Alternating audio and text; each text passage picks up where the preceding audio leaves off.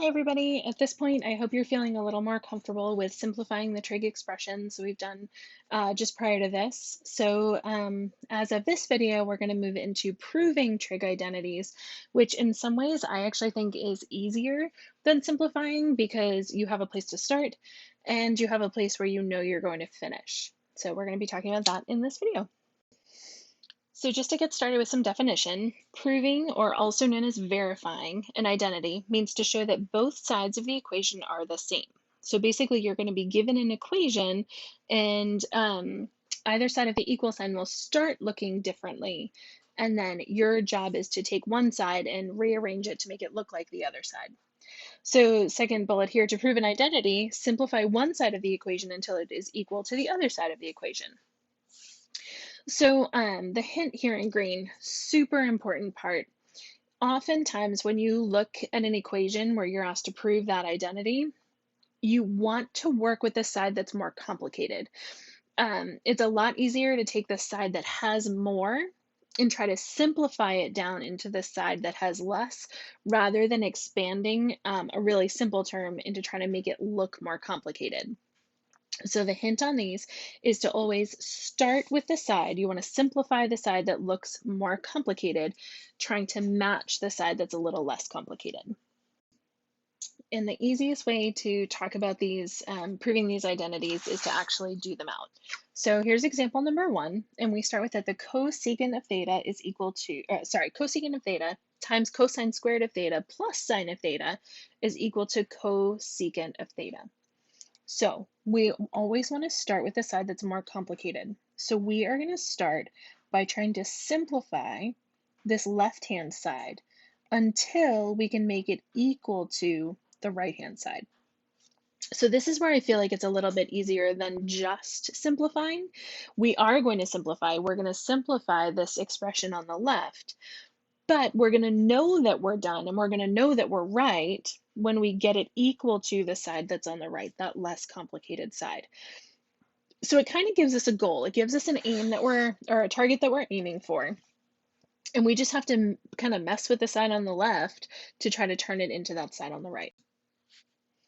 So to do that, we're going to keep working just as we were when we were simplifying the trig expressions before. So let's take this left-hand side. I'm going to turn the cosecant into 1 over sine of theta times, this is cosine squared of theta. I'm just going to put it over 1 because we're going to be multiplying those fractions, plus the sine of theta. All of that is equal to the cosecant of theta. We're going to keep that right-hand side the same. So now I'm going to combine these. So I have the cosine squared of theta over the sine of theta plus the sine of theta equals the cosecant of theta. Now I've got two terms that I'd like to add together, but I don't have common denominators. So I need to give this a denominator of sine of theta.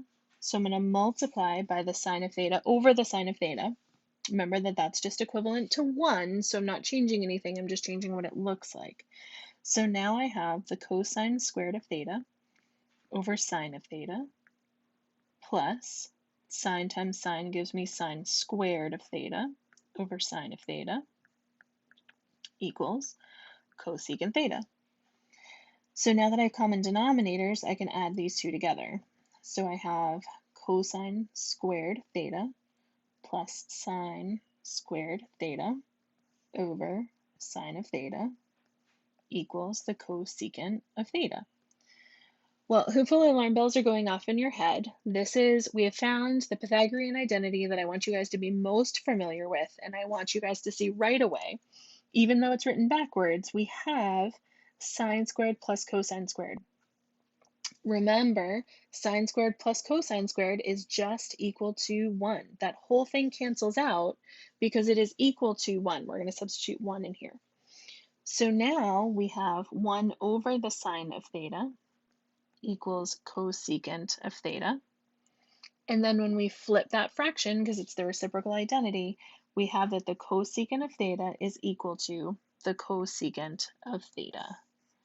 And we have proven that trig statement from the beginning. We've proven that trig identity.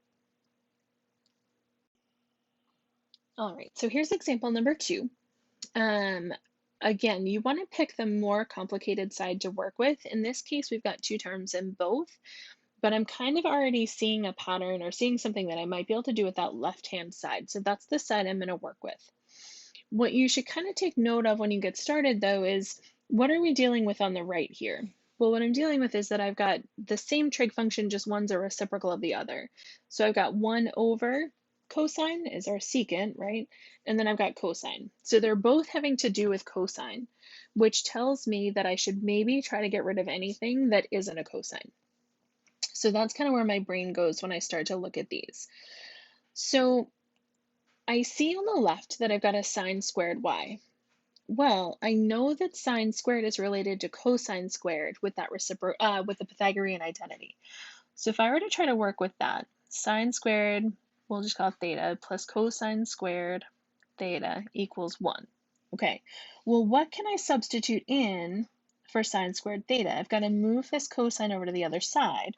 So sine squared theta is actually 1 minus cosine squared theta. So what I can do is I can take this 1 minus cosine squared theta and plug it in for sine squared theta. So I'm going to do that. I'm going to take this left side. I'm going to work from there. So sine squared y is going to be 1 minus cosine squared y over cosine of y, which is still equal to that whole same right side, secant of y minus cosine of y. Okay, so now I'm going to do that beans thing that I mentioned in the last one. Again, I say it a lot for younger students who are learning algebra. Hopefully you guys remember this rule. So I'm going to separate this fraction into 1 over cosine of y minus cosine squared of y over cosine of y, which equals secant of y minus cosine of y. Okay, so now here comes some simplification. So 1 over the cosine of y, well, that is just secant of y. Cool.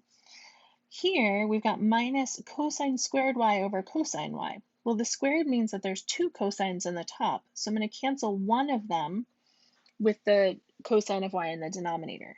So now what I have is minus cosine of y, which is equal to the right-hand side, secant y minus cosine y. I just proved it.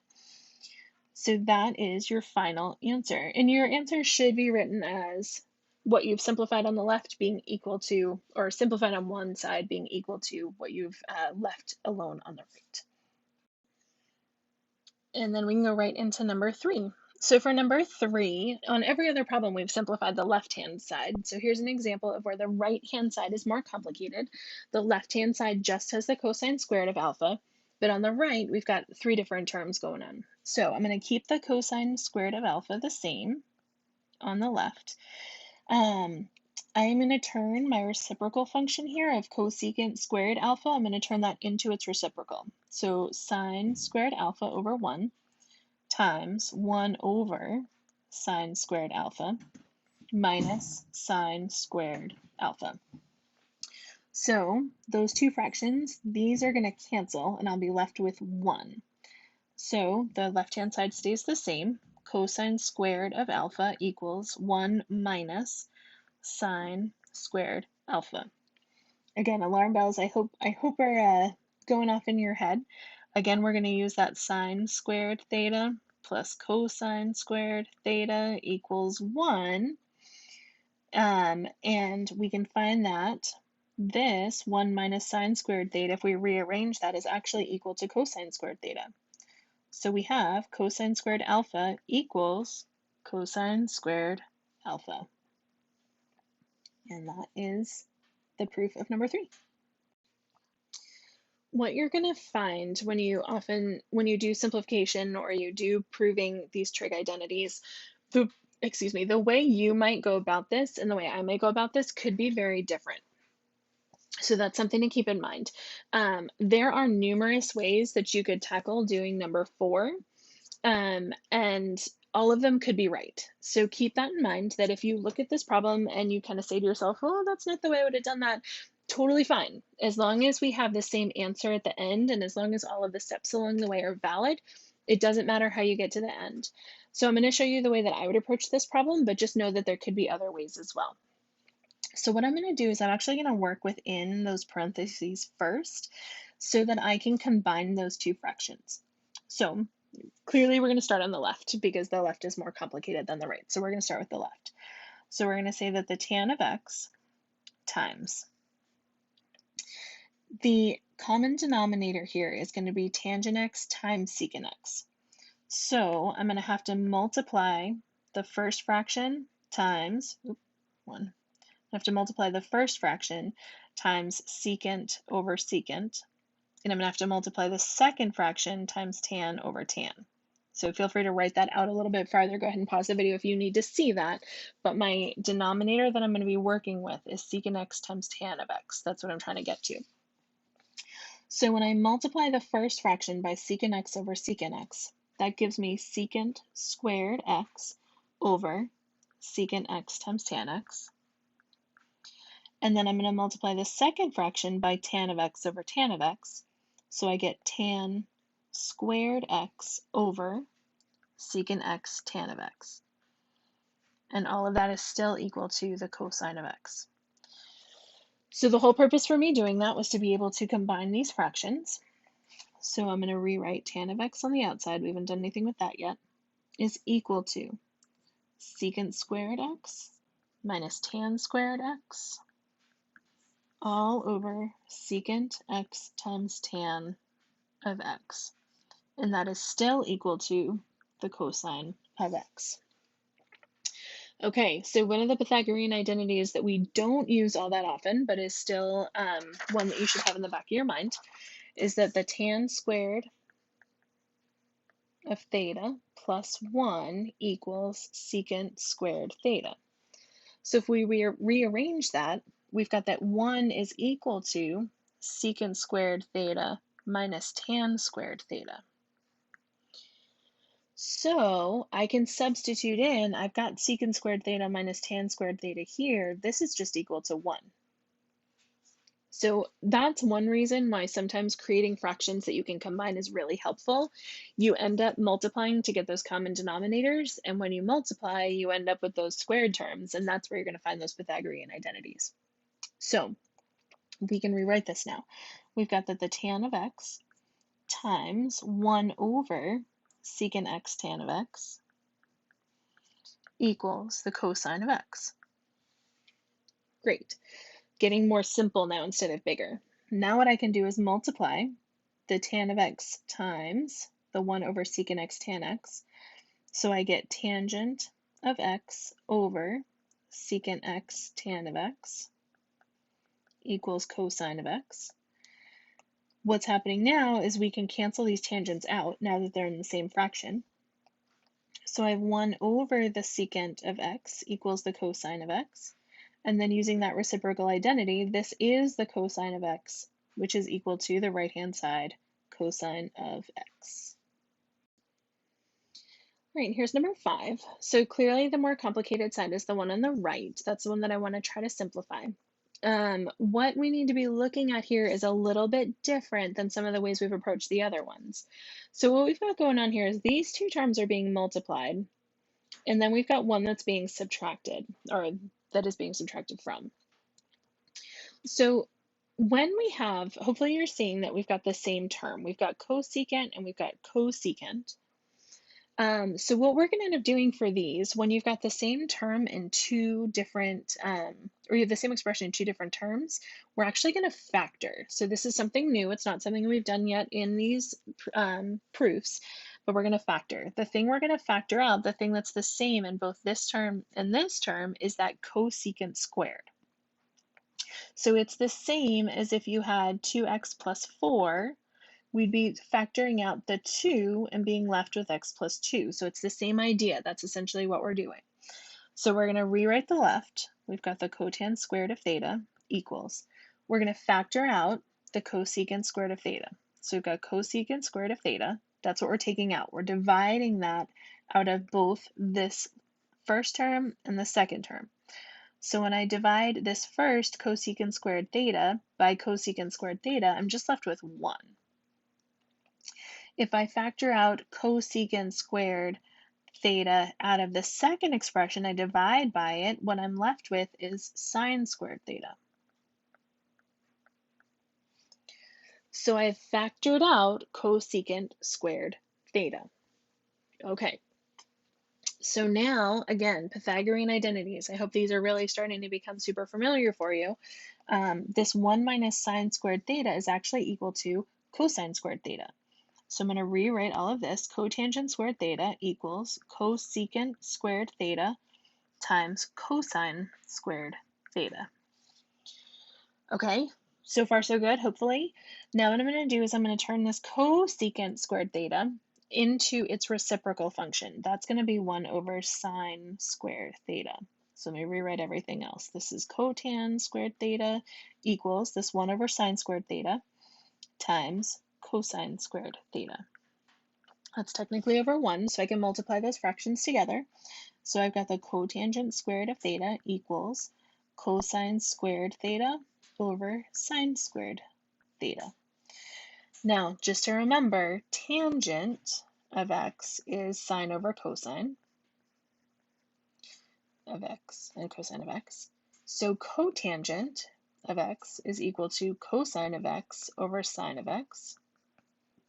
Okay, well, if I were just to square both sides, cotangent squared is really just equal to that whole thing squared, which can be rewritten as cosine squared of x over sine squared of x.